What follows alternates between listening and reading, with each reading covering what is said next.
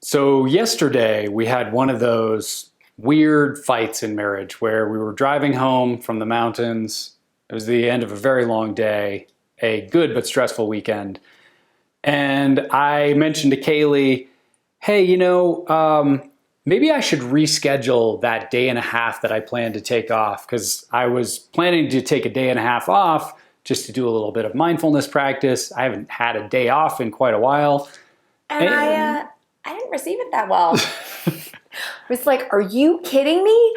I have moved heaven and earth to make sure that I can cover that full 48 hours. Please don't reschedule. And it was kind of hilarious because I was asking, hey, should I reschedule this to be accommodating and to, be flexible? And it landed totally wrong for you, right? Completely wrong, which is hilarious, right? In some ways, like, hey, can I be generous toward you? No, that's completely offensive is a ridiculous argument to be having. And so when it's ridiculous, often a good catalyst to ask the question, what are we really fighting about?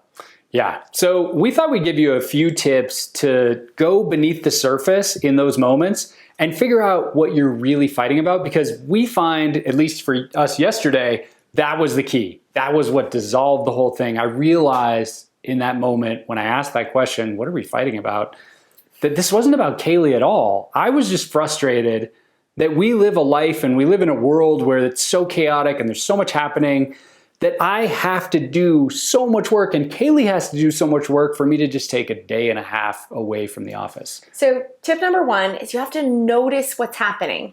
And that sounds easy, but it's actually, I think, one of the most challenging things that we do in life is to be able to take that half step back and even ask the question, what's going on here? And notice the pattern.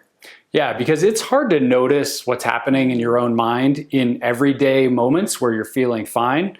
But in those moments where you're in the middle of an argument and you've got all of the adrenaline running and you're feeling angry, I mean, that's when it's even more difficult to see, oh my God, I'm caught. So once you notice, then it's really important to actually take the pause.